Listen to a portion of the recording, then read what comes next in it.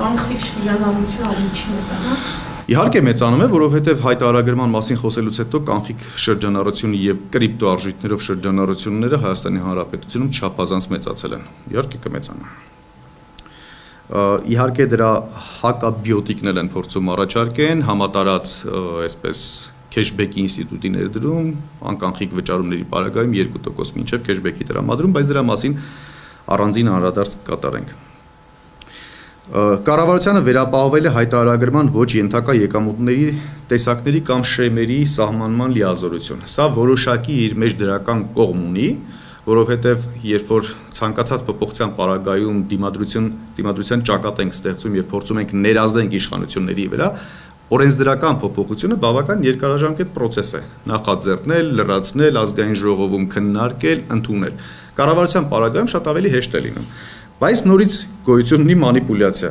որովհետև խոսքը գնում է ոչ թե չհարկվող շեմերի, օրինակ, պայմանականորեն տարեկան յուրաքանչյուր անձի մոտ 10 միլիոն դրամ չհարկելու ինստիտուտ, կապ չունի, որ եկամուտի մասին է խոսքը, նվիրատվություն, թե փոխառություն, որ իրենց ընդհանրապես եկամուտ չի ներկայացնում, փաստորեն այս մարտիկ հայտարարագրման ոչ ենթակա մանիպուլյացիվ բառակապակցությունը չեն փոխել։ Գիշեք 300,000-ի վերաբերյալ, որ խոսում էր Հայաստանի Հանրապետության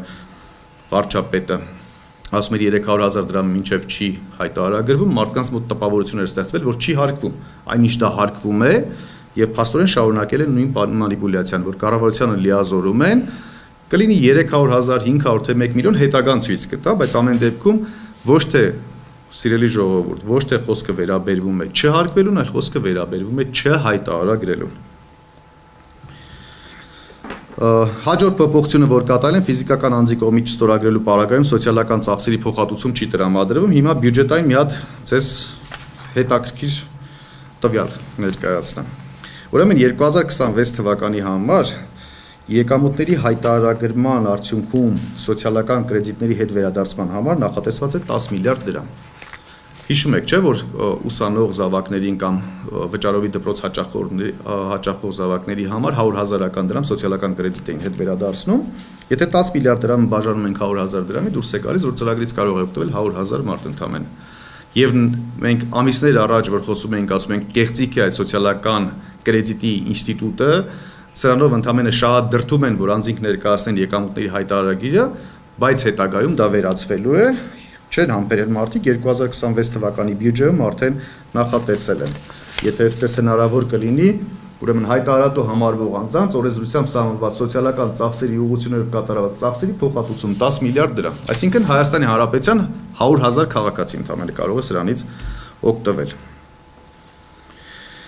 Եվ 2025 թվականի եկամտային հարկի հաշվարկի վերջնաժամկետ է սահմանվել մինչև 2026 թվականի նոյեմբերի 1։ Այսինքն ամփոփելով, ինչ ստացվել, ինչ փոփոխություն են կատարել։ 730,000 անց բոյկոտել է համակարգը, փաստորեն չեն կարող սրա դեմ առնել, որովհետև ցանկացած գործողություն շատ ավելի մեծ հակազդեցության կհանդիպի, բնականաբար, այդ թվում մինչև փողոցային պայքար, եւ ինքը կարող է դառնալ շատ լուրջ ոչ թե միայն սոցիալական, այլ սոցիալ քաղաքական ակցիա, մարդիկ որոշեցին, որ դե ամբողջությամբ տապալել են, բայց չեն ընդունում, որ տապալել են, ուղղակի նախալրացման ինստիտուտ են դնում։ Այսինքն ըստ էության, սիրելի ժողովուրդ, որևէ բան չի փոխվել, այո, տուգանքները չկան, կարճաժամկետ վարչական տուգանքները չկան, հարկային տուգանքները դեռևս չկան, որովհետև Հայաստանի ԵՍՄ-ի տարեկան գործունեության ամփոփիչ ասուլիսի ժամանակ հայտարարեցի, որ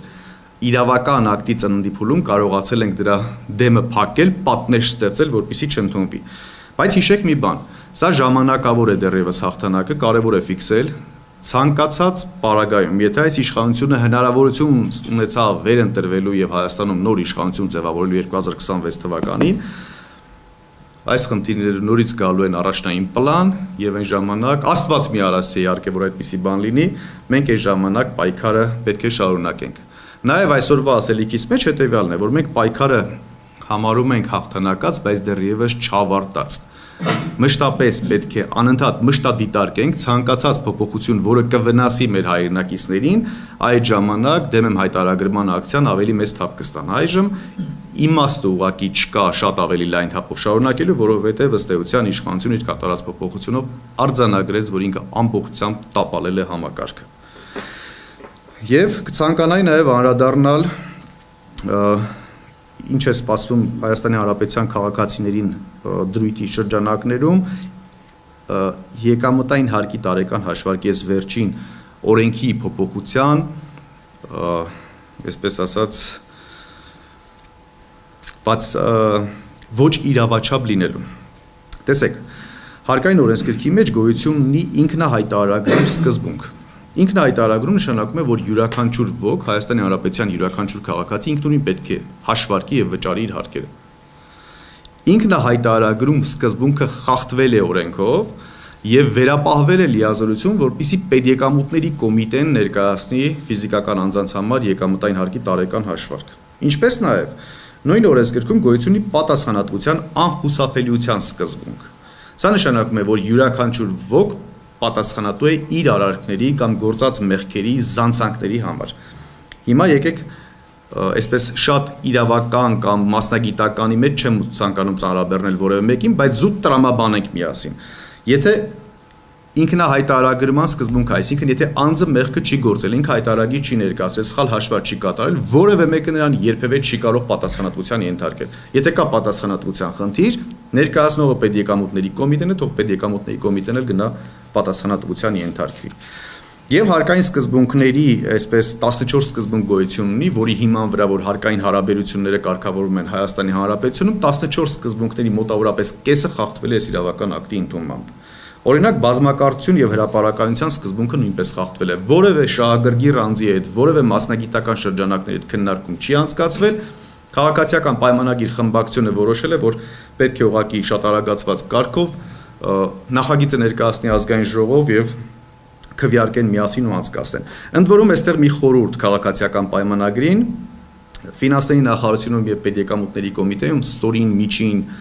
եւ բարձրին մոտ օղակներում աշխատում են բավականին պրոֆեսիոնալ կադրեր։ Խորհուրդ կտամ իրավական ակտի նախագծից առաջ այդ մարդկանց հետ քննարկեք, որովհետեւ այս իրավական ակտը արդեն իսկ որ ասում ենք ոչ իրավաչափ է, օրինակ հարկային օրենսգրքի 14-րդ հոդվածին ուշադրություն կդարձնեք քաղաքացիական պայմանագիր խմբակցության անդամներ։ Նորից եմ հիշեցնում, լավ կլինի բան նախաձեռնելուց առաջ ֆինանսների նախարարության եւ պետեկամուտների կոմիտեի պրոֆեսիոնալ անձնակազմի հետ քննարկեք նոր իրագործեք, որպեսզի չստանաք հերթական փնթի իրավական ակտը։